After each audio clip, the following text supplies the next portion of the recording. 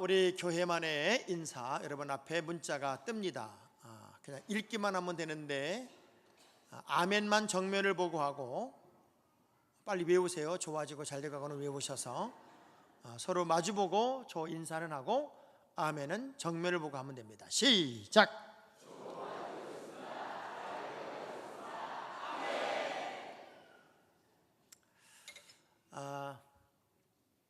여러분에게 주어지는 시간들이 얼마나 소중한지 그 시간의 가치, 의미를 알고 사는 사람은 매 순간이 성장이 있고 발전이 있지요. 가만있어, 우리 전정모 집사님 여기 있네. 자, 우리 전 집사님 일어나 보실래요? 어저께 아들을 결혼시키기 위해서 이번엔 배를 타고 전 세계를 다니는데 중국에 배를 대고 한국으로 또 비행기 타고 와서 시간 딱 맞춰서 결혼식만 참석하고 또 오늘 예배에 참석하고 한 2달 정도 쉬었다가 또 배를 탄다고 그래요. 어딜 가든지 간에 교회를 위해서 기도하고 또 11조도 안 떼먹는 아주 열심히 신앙생활하는 우리 전정모 집사님 박수 한번 하겠습니다.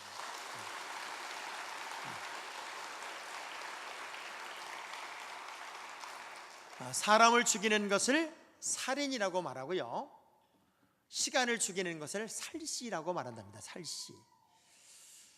근데 사람을 죽이면 감옥을 가는데요, 시간을 죽이면 영혼이 무너진답니다. 영혼.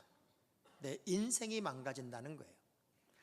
그 여러분에게 주어지는 크든 작든 이 시간들은 여러분의 영혼을 아름답게 만들고 여러분의 영혼을 세우는 소중한 것이어서 하나님 말씀처럼 세월을 아끼고 시간을 아끼는 지혜가 여러분에게 있으면 좋겠습니다.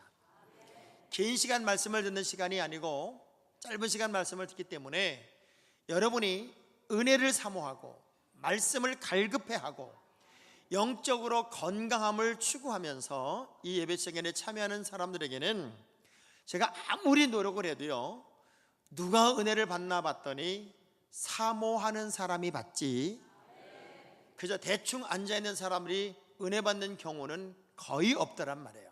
그래서 이 시간을 정말 소중히 여기면서 여러분이 사모하는 마음으로 이 예배의 주인공이 되었으면 좋겠습니다. 집이 너무너무 가난했어요. 그래서 아버지는 밤이 맞도록 경비를 서야만 했고 회사에 경비를 밤새 쓰다 보니 아침에 돌아오면 잠을 자기에 바빠서 자녀들을 돌보는 일은 어머니의 몫이기도 해요. 그런데 아이가 5명이어서 5명의 자녀를 그런 어려운 환경에서 기르기가 만만치가 않았기 때문에 큰 아들은 일찍부터 고학을 하기 시작했습니다. 그래서 어린 나이에 라디오를 고치고 전축을 고치고 이런 전기 제품을 고치면서 독학으로 공부를 하게 되고, 동생 역시 그 형 밑에서 열심히 배워가면서 이제 공부를 근근히 해 나갑니다. 딸 둘은 다 공부를 시킬 수 없었기 때문에 중학교를 마치고 이제 직장 생활로 객지로 떠나야만 했고, 막내 둥이는 미군 부대에 가서 줄을 쭉 서서 이제 짬밥, 쉽게 말하면 꿀꿀이족을 타서 밥을 먹는데 보태곤 했습니다. 그래도 믿음의 가정이어서 늘 감사가 있고 기쁨이 있고 어려웠지만 불행하다는 생각 없이 한 끼 한 끼 먹는 행복이 있었고, 교회를 다니면서 늘 감사가 넘치고 어느 가정보다 행복했던 시절, 둘째가 그만 가출을 해버리고 말았어요. 그래도 믿음의 가정이란 자부심을 가지고 있었고 나름대로는 누구보다도 부끄럽지 않은 삶을 산다고 생각을 했음에도 불구하고 둘째가 가출을 해버리니까 모든 게 다 무너지는 것 같아요. 밤이 맞도록 일을 하고 돌아온 아버지가 일주일 만에 돌아온 그 가출했던 아들을 붙잡고 펑펑 울면서 이렇게 말합니다. 이 모든 것이 아이의 잘못이 아니라 아버지가 못나고 아버지가 무능한 아버지의 탓이라고 그러면서 눈물을 펑펑 흘리고 그날은 온 가족이 눈물 바다를 이룬 아침을 맞았어요.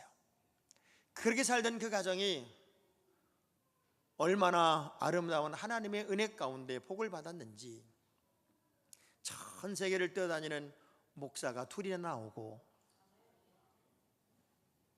성안교회를 담임하는 목사가 하나 나왔고, 예수마을교회를 담임하는 목사가 하나 나와서 어느 가정보다도 복받은 가정으로, 박수받는 가정으로, 자자손손 복이 유통되는 가정으로 하나님이 세우신 것이 얼마나 감사한지. 지금까지 다 저희 가정 이야기였습니다. 절망적인 환경도 있었고 낙심할 수 있는 환경도 있었지만 하나님이 빚으시고 바꾸시고 새롭게 하셔서 늘 선하고 아름다운 길로 인도하신 그 은혜가 있었기에 오늘이라고 하는 감사의 시간을 우리는 늘 맛볼 수가 있습니다. 저는요, 그래서 요셉의 이 고백을 너무나도 좋아합니다. 창세기 50장 20절의 말씀을 보면 이런 말씀이 있어요. 시작. 당신들은 나를 해하려 하였으나 하나님은 그것을 선으로 바꾸사 오늘과 같이 많은 백성의 생명을 구원하게 하시려 하셨나니. 우리가 당하는 어려움이나 아픔이나 문제가 견딜 수 없는 것들이어서 때로는 그것 때문에 버거워하고 그것 때문에 고통스러워할 때가 있지만, 하나님의 역사라고 하는 큰 세계, 우리가 인생을 끊어보지 말자고 그랬잖아요. 크게 놓고 보면 하나님은 언제나 악한 것들 그리고 답답한 것들을 다 바꾸셔서 선한 것으로 만들어내시고, 그리고 더 좋은 길로 인도하셔서 오늘이 있도록 일하신 분이니 하나님이더란 말이에요.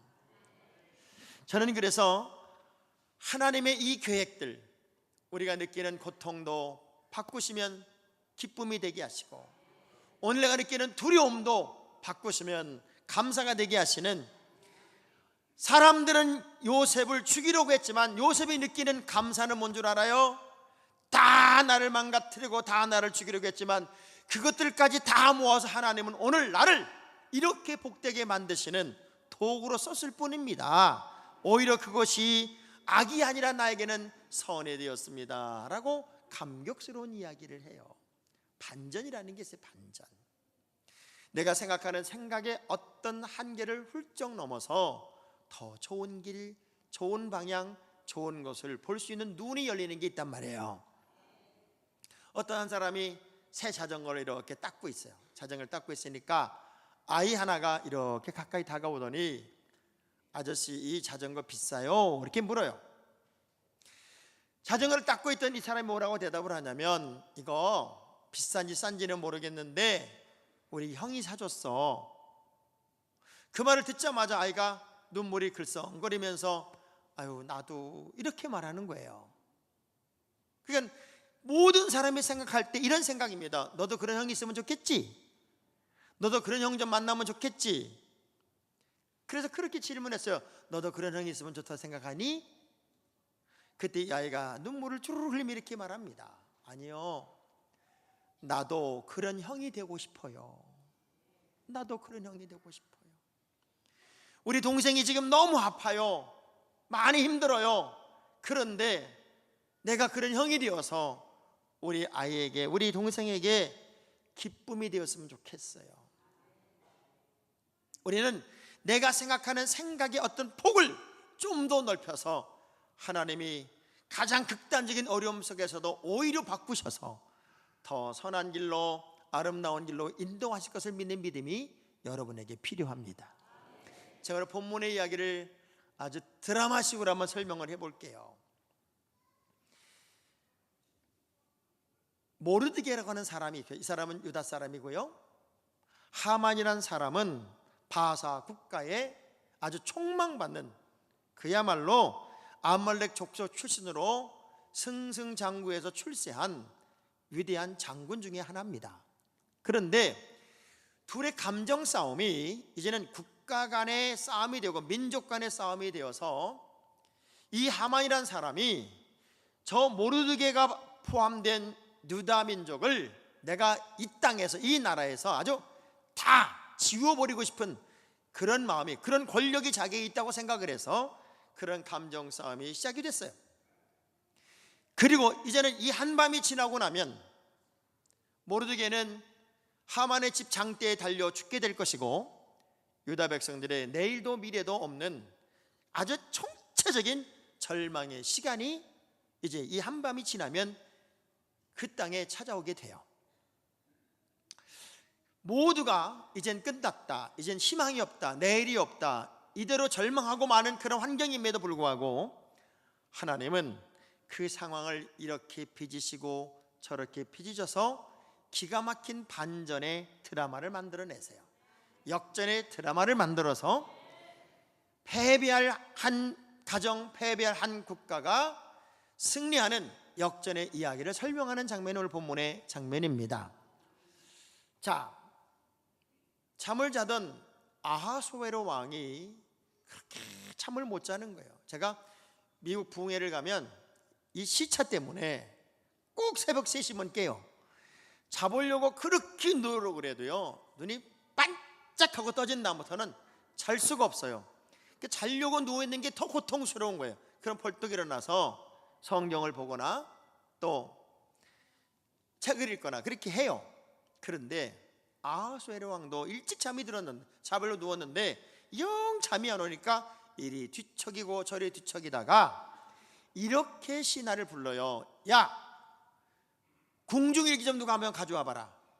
그리고 그 궁중일기를 내 앞에서 한번 읽어봐.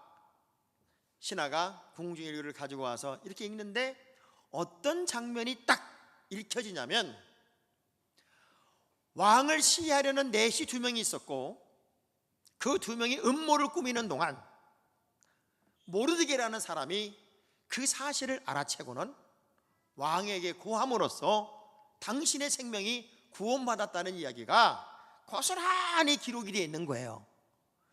그것을 읽은 다음에 깜짝 놀란 왕이 이렇게 말하죠. 그러면 그렇게 내 생명을 구원해준 모르드게라는 사람을 위해서 국가가 무엇을 해줬니? 그에게 관직을 내렸냐 아니면 상을 내렸냐? 아무것도 준 게 없습니다. 미안한 이 아하수에로 왕이요, 밖에 누구 없는가? 이렇게 질문했을 때 하만이라고 하는, 그야말로 아주 모르드게를 죽이려고 했던 하만이라는 장군이 자기 집에다 장대를 만들어 놓고 내일 저 모르드게를 우리 집에 있는 장대에 달아매면 좋겠습니다라고 왕에게 간청하기에 위에서 마당에 왔다가 딱 하만이 왔다는 얘기를 듣자마자 가장 사랑하는 장군이니까 불러들이는 거예요. 그리고 그 하만에게 이렇게 질문을 합니다. 만일 나를 위해서, 국가를 위해서 누군가가 혁혁한 공을 세웠다면 그 공을 세운 사람에게 왕은 무엇을 해야 되겠느냐? 야, 그때요, 이 하만이 착각은 자유라고요, 잔머리를 확 올리는 거예요. 왜냐하면 이 나라를 위해서 이 정도 왕이 칭찬할 정도로 공을 세운 사람은 자기밖에 없다고 생각을 했어요. 그래서 당연히 나를 위해 왕이 치할 거라고 생각을 해서 이렇게 제안을 합니다. 왕이시여, 만일 정말 그런 사람이 있다면 그 사람에게 당신의 왕관을 벗겨서 씌워주고 왕복을 입혀주고, 그리고 왕의 말에 딱 태워가지고 왕이 가장 사랑하는 신하에게 그 말을 딱 들게 해서, 붙잡게 해서 동네를 쫙 한 바퀴 돌고 오게 하면서 왕을 위해, 국가를 위해 충성한 사람은 이렇게 대접을 받는 겁니다라고 계속 떠들고 다니게 하라는 거예요. 왕이 무릎을 딱 치면서 그게 좋겠다. 그래서 그럼 모르드게를 불러들여라, 모르드게에게 말을 태워라, 그에게 왕관을 씌우고 그에게 왕복을 입히고, 누구 보러 끌으라고 그랬을까요? 한 방의 역전이 되는 극적인 하나님의 역사의 이야기, 그게 바로 오늘 본문의 이야기입니다. 하나님이 하시면 절망이 희망이 되고, 하나님이 하시면 아픔이 기쁨이 되고, 하나님이 하시면 문제가 감사가 되는 걸 꼭 기억하시길 바랍니다. 근데 문제는 내가 하려고 하는 게 문제라면, 내가 하려고 하면요 그건 철저하게 아픔이에요. 사람은요, 싸워서 이겨본들 나도 상처가 되고 저 사람도 상처가 되는 거예요. 기원전 280년 피루스라는 사람이 2만의 군사와 코끼리 20마리를 이끌고 로마 군대를 이제 쳐들어갑니다. 그리고 두 번의 전쟁을 통해서 승리를 만들어내요. 근데 두 번의 전쟁 승리 끝에 군인 4분의 3이 죽고 코끼리 20마리가 다 죽어버렸어요. 그때 이 장군이 한 얘기가 기가 막힌 얘기입니다. 한 번만 더 전쟁을 하고 승리하면 아무것도 안 남고 다 없어지겠구나. 인간적인 전쟁, 인간적인 승리는 승리가 아니라 승리도 아픔이고 절망이라는 거예요. 그래서 살 만큼 살아보면 승리가 결국은 패배란 사실을 알게 된다는 거예요.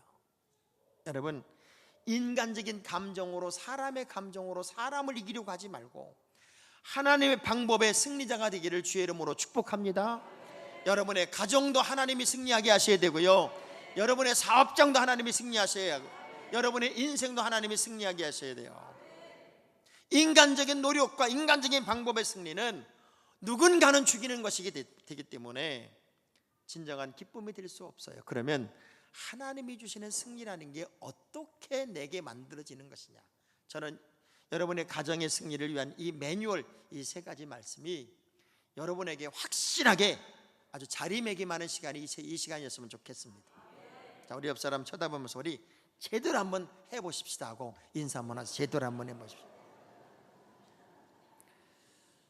자, 부모가 해줄 수 있는 게 있고요, 부모가 해줄 수 없는 게 있어요.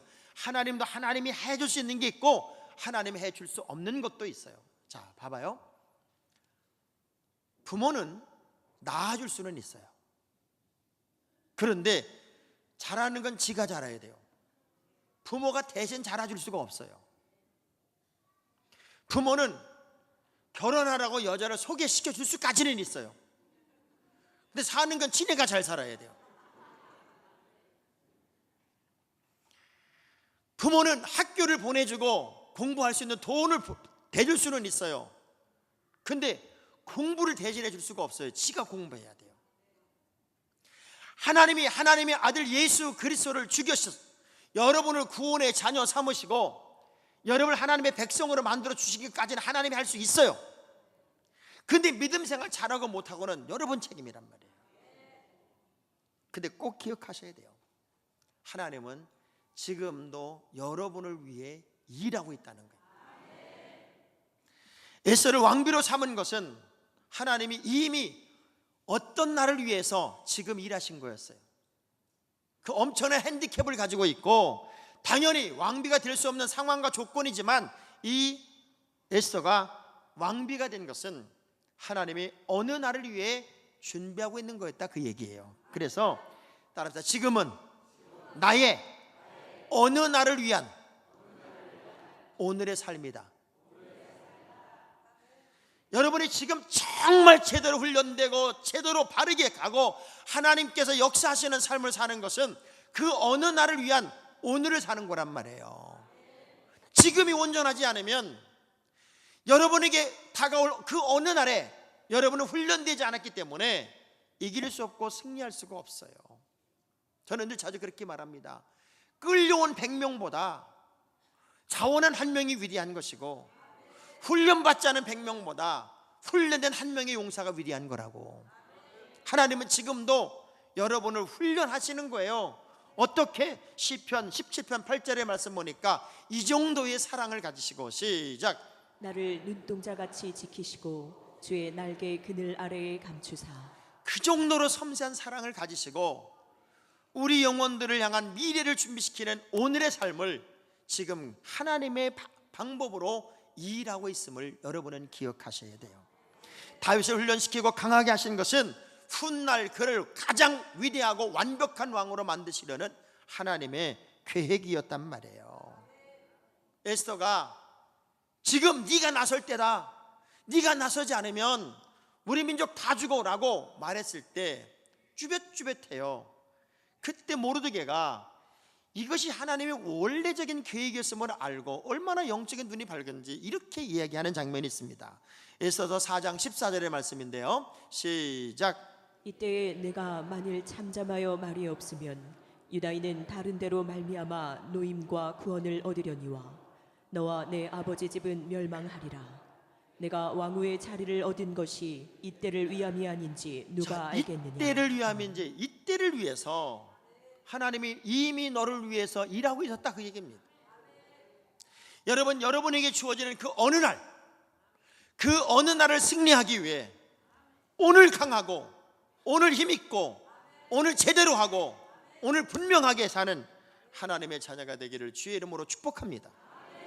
그러기 위해서는요, 우리가 끊을 거는 과감히 끊어버리고 버릴 것은 과감히 벗어버리고 정말 영적으로 건강한 하나님의 사람의 길을 여러분은 가야 돼요. 우리 전문적인 용어로 손절매, 한자로는 손절매라고 그러고요, 영어로는 스톱 로스란 단어겠습니다. 스톱 로스란 단어, 이런 말이 어떤 의미냐면, 어떤 사람이 주식에 투자를 했어요. 근데 주식이 뚝뚝뚝 떨어지는 거예요. 근데 미련을 가지고 그냥 붙잡고 영원히 죽어가는, 영원히 매일 떨어지는 주식을 보면서 영원히 죽어가는 그것을 끝까지 붙잡고 있지 말고 그 미련을 빨리 잘라내라. 지금 손해인 것 같지만 지금 얼른 팔아버리고 영원히 죽는 것을 막아야 된다. 이 미련을 잘라내는 것이 정말 중요하다. 그래서 지금은 손해지만 얼른 팔아내고 새로운 내일을 그리는 것, 그것을 이제 전문적인 용어로 스톱 로스란 말을 합니다. 여러분, 신앙생활 하면서 여전히 남아있는 미련들이 있어요. 미련, 아주 미련을 떨어. 롯의 아내가 뒤돌아보지만 않았어도 소금기둥이 안 된 거예요. 그 미련을 과감하게 떨쳐내지 못하고 과거의 것에 여전히 얽매였어요. 지금 예수를 믿고 신앙생활하고 집사, 권사, 장로님 다 됐는데도 불구하고 세속적인 것들, 옛날 것들, 그게 잘 안 끊어져요. 그냥 성질만 되면 이렇게 설출 생각이 나는지 몰라. 아주 고민만 있으면 그냥 담배가 피워지고 싶고, 여전히 그 미련이 떨쳐지지 않는 그 삶이 얼마나 여러분을 건강하게 만들어내겠냐고요.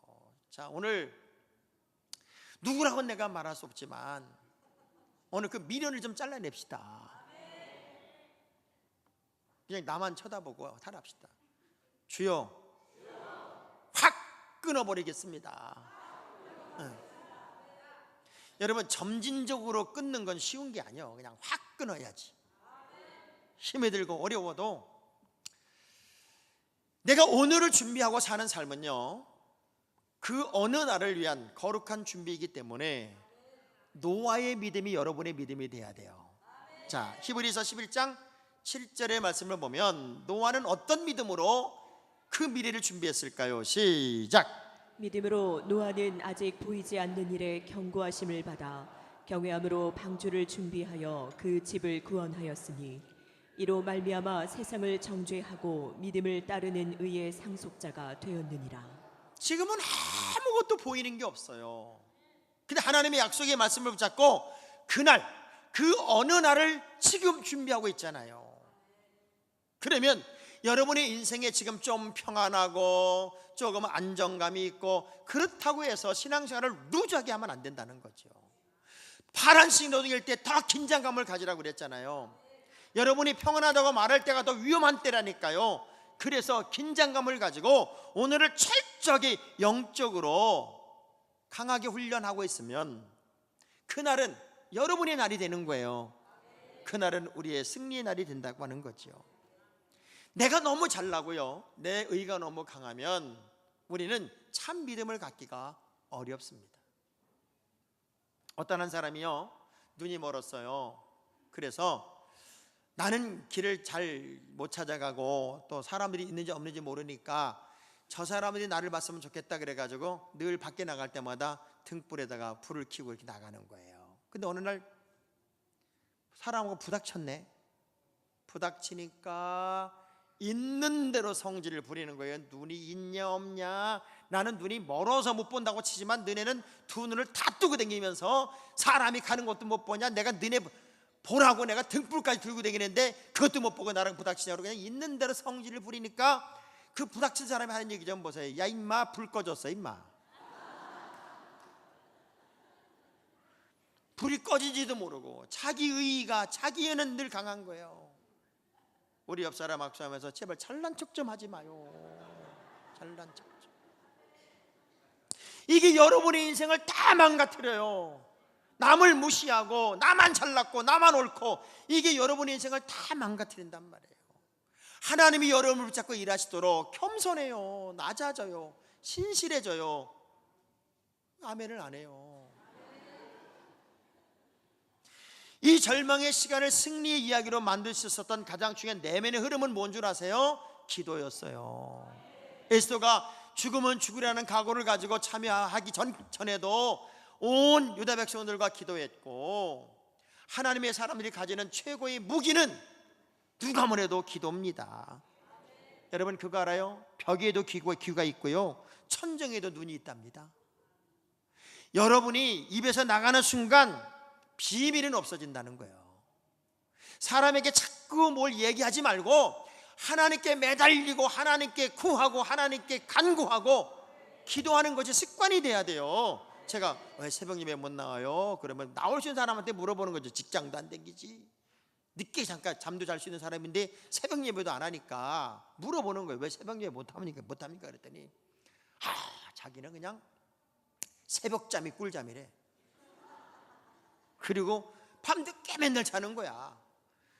그리고 새벽이 너무 힘들 때, 여러분 어느 누가 새벽 예배 쉬운 사람이 어디 있어요? 새벽 예배 하는 분들이 새벽 예배 쉬워서 나와요? 어렵고 힘들지만 기도해야 되기 때문에 나오는 거잖아요. 이런 이유 저런 이유 핑계 갖다 대놓고야 어떻게 우리가 건강한 기도 생활이 가능하겠냐고요.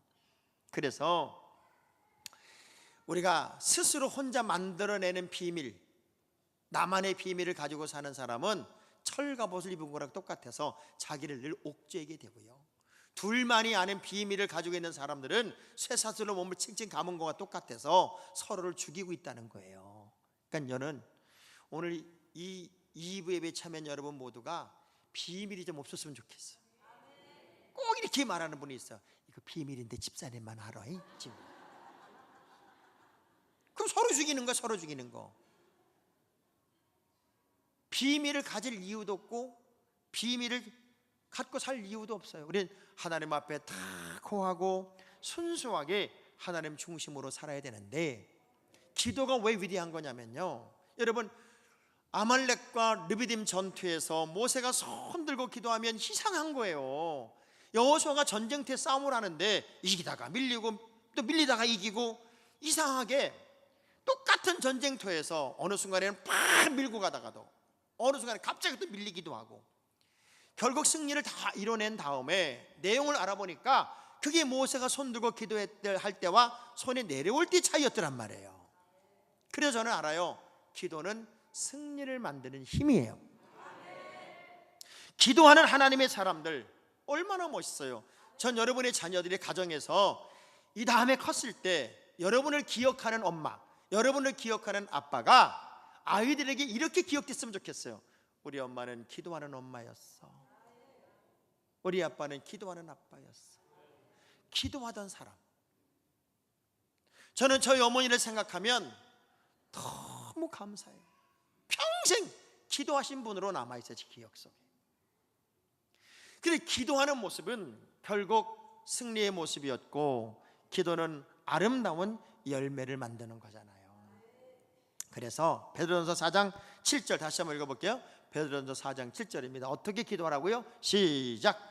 만물의 마지막이 가까이 왔으니 그러므로 너희는 정신을 차리고 근신하여 기도하라.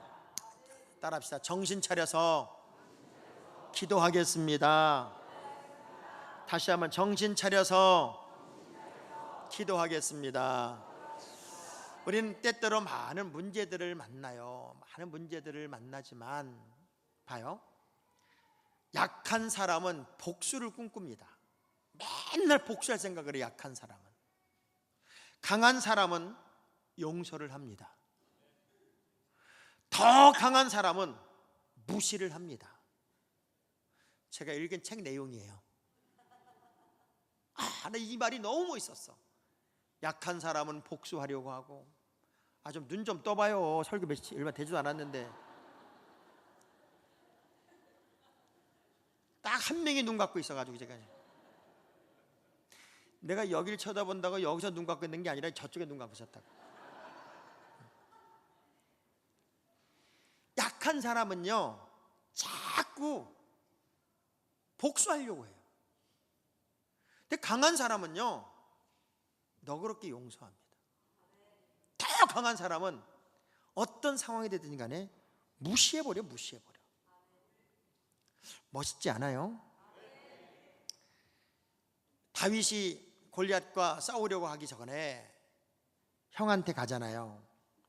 형한테 가서 압살롬이란 형한테 뭐라고 그래요? 형, 저 골리앗 당신이 싸워서 이겨버려라. 그랬더니 막 야단을 치잖아요. 그 쓸데없는 소리 하지 말고 너 빨리 가서 양이나 돌보라 그러고 얼마나 야단을 치는지 그 뒤통수에 대고 하는 그 욕을 견딜 수가 없을 만큼 욕을 한단 말이에요. 근데 만일 다윗이 그걸 무시해버리지 않았으면요, 형, 왜 말을 그따구로 해? 내가 뭐 틀린 말 했어? 그리고 따지기 시작했으면요 골리앗하고 싸울 수가 없어요. 근데 별의별을 다 해도 다윗은 진짜 강한 사람이어서 무시해버리는 거예요. 똥개야 짖어라 기차는 달린다. 딱 무시하고요 그냥 골리앗 앞에 딱 서버리는 거예요. 그리고 만군의 여호와 이름으로 승리를 만들어내요. 2주 동안 제가 없을 때 저 보고 싶었어요. 어떤 분들은 뭐 방송용 멘트인지는 모르지만 목사님 설교가 그리웠어요, 목사님이 보고 싶었어요. 근데 왜 지금 자냐고. 너무 편해서 안심이 돼서 이제 내가 왔기 때문에. 사실 제 설교를 들으면서 자는 사람은요 병원을 좀 가봐야 됩니다. 왜냐하면 몸이 굉장히 안 좋을 거예요. 지금 은혜를 사모하는 분들은요 너무너무 감격을 해요. 제가 이렇게 해서라도 먹이려는 이 안타까운 마음을 이해해 줬으면 좋겠어요. 왜? 이 말씀이 여러분의 가정을 승리로 만들고 여러분의 인생을 승리로 만들기 때문에 기어이 약 안 먹는다는 아이를 입을 벌려서 약을 먹이는 엄마의 심정처럼 제가 한 명이라도 좋은 분 있으면 참 못된 목사여서 깨우면서 이렇게 말씀을 전하는 걸 이해하시기 바랍니다. 그렇다고 우리 교인들이 좋은 분들이 많으냐? 거의 없어요. 제가 없기 때문에 이 말을 하는 거예요. 만일 좋은 사람이 있으면요 시험 들거든. 무시하고 삽시다. 무시하고 좀 정말 강해서 여러분의 인생에 하나님이 기뻐하는 일에만 몰입하고 기도하며 승리의 길 향해 한번 가보자고요. 그럴 때 하나님이 절묘한 타이밍의 은혜를 주는 거예요. 어떻게 잠을 재우지 아니하시냐고요. 하나님이 어떻게 그 타임에 궁중의 일을 갖고 오게 하냐고요. 하필을 펼친 데가 그 많은 일기 중에 그 모르드게가 당신 위에 충성한 그 장면을 읽게 하냐고요. 그리고 하필이면 그때 하만이 밖에 있냐고요. 그리고 모든 것들이 다쯤은 그렇게 예비한 딱딱딱 맞아떨어지는 하나님의 계획이어서 하나님이 그 순간에 확 바꿔버리잖아요. 신명기 11장 14절의 말씀을 읽어봐봐요. 시작. 여호와께서 너희의 땅에 이른 비 늦은 비를 적당한 때에 내리시리니 너희가 곡식과 포도주와 기름을 얻을 것이요. 하나님의 가장 기가 막힌 절묘한 타이밍의 때에 우리 믿음의 사람들에게 하나님이 주시는 승리가 있다, 그 얘기입니다. 그래서 여러분이 더 어디다고 생각할 게 아니라 하나님이 극적으로 만들어주시는 그 절묘한 타이밍의 은혜가 여러분에게 있어서 이 가정 저 가정 하늘의 복을 경험하는 승리의 가정이 되기를 주의 이름으로 축복합니다. 전도서 3장 11절의 말씀을 보더라도요 바로 그런 말씀이 있어요. 시작. 하나님이 모든 것을 지으시되 때를 따라 아름답게 하셨고 또 사람들에게는 영원을 사모하는 마음을 주셨느니라. 그러나 하나님이 하시는 일의 시종을 사람으로 측량할 수 우린 없게 잘 몰라요. 하셨도다. 근데 하나님만은 아세요. 우리 가정을 위해 만들어 온 타이밍이 있어요. 우리 자녀를 위해, 우리 모든 삶의 기도 제목에 하나님의 극적인 타이밍이 있는데, 민수기 14장 28절 말씀, 저는 이게 참 무섭더라고요. 너희 말이 내 귀에 들린 대로 내가 너희에게 행하리니. 너희의 말이 내 귀에 들린 대로 내가 너희에게 행하겠대. 하나님은 하나님의 방법으로 하나님의 일을 하는데, 하나님이 딱 알아들으시면 그대로 행하시겠다는 거예요. 우리 어릴 때만 해도, 지금이야 뭐 전부 다 카톡이고 뭐 문자고, 문자도 뭐 몇 글자까지 쓰고 그랬는데 요즘은 카톡은 무제한이잖아요, 그죠? 근데 옛날에 전보 시대, 전보를 칠 때는 전보 글자가 다 돈이야. 전보 내용이 길면 돈이 엄청 비싸니까 전보 칠 때는 글자를 다 축약을 했어요. 예를 들면 아버지가 돌아가셨으니 빨리 와라, 이거를 이제 전보를 어떻게 쳐요?